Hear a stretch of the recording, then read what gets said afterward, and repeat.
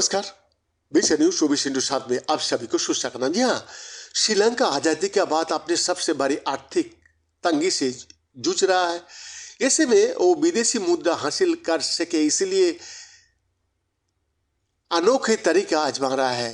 इसी काम में द्वीप देश ने चीन को 1 लाख टोक मैकाओ बंदर निर्यात करने का फैसला किया है। श्रीलंका के कृषि मंत्री महिंद्रा अमरवीरा ने बुधवार को इसका घोषणा करते हुए कहा कि उनका देश चीन को लुप्त प्राय टोक मैकाक बंदरों को निर्यात करने पर गंभीरतापूर्वक विचार कर रहा है।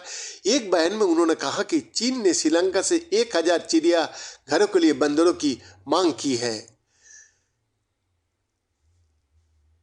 इस लेकर चीन से 3 दौर की बातचीत हो गया है। कृषि मंत्री ने कहा कि चीन की इस मांग पर विचार करने के लिए एक कमेटी बनाई गया है। ये कमेटी 1 लाख बंदरों को चीन को बेचने की पूरी योजना बनाएगी। बता दें कि टोक मैकाक श्रीलंका के लिए स्थानिक है और इसे यहाँ बहुतायत भी देखा जा सकता है। श्रीलंका में इन बंदरों को रिलावा नाम से जाना जाता है। इंटरनेशनल रेड लिस्ट में इन्हें लुप्तप्राय यानी खत्म होने की कगार वाली जानवर की सूची में शामिल किया गया है। यहाँ ध्यान देने वाली बात यह है कि श्रीलंका में लगभग सभी जीवित पशुओं को विदेश पर निर्यात पर प्रतिबंध है, लेकिन इस बार वो अपना ही नियम तोड़ने जा रहा है। आपको बता दें कि श्रीलंका में बंदरों की 3 प्रजातियां हैं। इनमें टोक मैकाक बंदरों की तादाद सबसे ज्यादा तेजी से बढ़ रही है। एक रिपोर्ट के मुताबिक श्रीलंका में टोक मैकाक बंदरों की तादाद 20 से 30 लाख के बीच है, जो वहां कई तरह की परेशानियों की वजह बनती जा रही है। श्रीलंकाई बंदर भोजन की तलाश में फसलों को नष्ट करता है और गांव में धावा बोलता है और कभी कभी लोगों पर हमला कर देता है। यही वजह है कि हाल ही के दिनों में श्रीलंका ने कुछ जानवरों को प्रोटेक्टेड यानी संरक्षित जानवर की सूची से बाहर करे, इन्हें कीट की श्रेणी में रख दिया गया। कृषि मंत्री का मुताबिक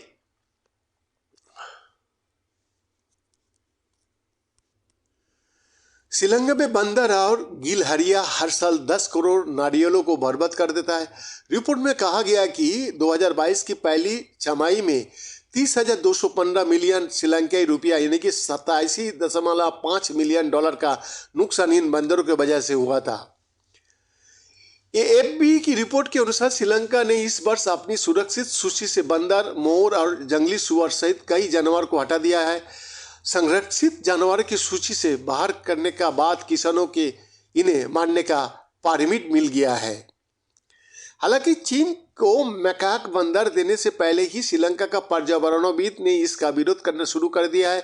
श्रीलंकाई पशु अधिकार समूहों का कहना है कि देश में बंदरों की आबादी के बारे में जो भी आंकड़े दिए जाता है वो एक अनुमान के तौर पर दिया गया है, क्योंकि बीते 40 सालों से मैकाक का कोई राष्ट्रव्यापी सर्वेक्षण नहीं हुआ है।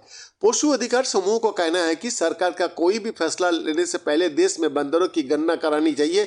उन्होंने बंदर खरीदने के चीन के फैसले पर सवाल उठाया है। पर्यावरण पर काम करने वाली जगत गुणवर्धन ने न्यूज एजेंसी एएफपी को कहा, हम जानना चाहता है कि चीन को इतनी बड़ी संख्या में ये बंदर क्यों चाहिए।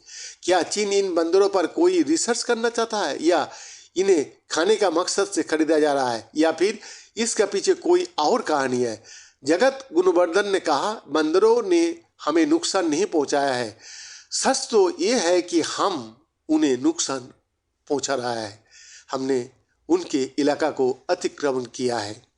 हालांकि कृषि मंत्री महिंद्रा ने बंदरों को मांस के लिए इस्तेमाल होने की किसी भी संभावना से इनकार किया है। उन्होंने बीबीसी से बात करते हुए कहा कि बंदरों को पकड़ने से लेकर चीन पहुंचने तक का सारा खर्च चीन उठाएगा। उनका कहना है कि एक बंदर को पकड़ने में करीब 5,000 श्रीलंकाई रुपया खर्च होता है। चीन इसे लेकर चीन जाएगा, जिसमें हर बंदर पर लगभग 30 से 50,000 श्रीलंकाई रुपया खर्च होगा। इसमें बंदर को पकड़ना, उसकी जांच कराना, पिंजर में रखना और उसे ले जाने का खर्च शामिल है। अगर चीन बंदरों को इस्तेमाल मांस के लिए करना चाहता है तो उसे अपनी यहाँ किसी तरह का फायदा कमाने के लिए एक बंदर को कम से कम 1 लाख रुपया में बेचना होगा। वैद्यनाथ दास की रिपोर्ट, बीस न्यूज 24/7।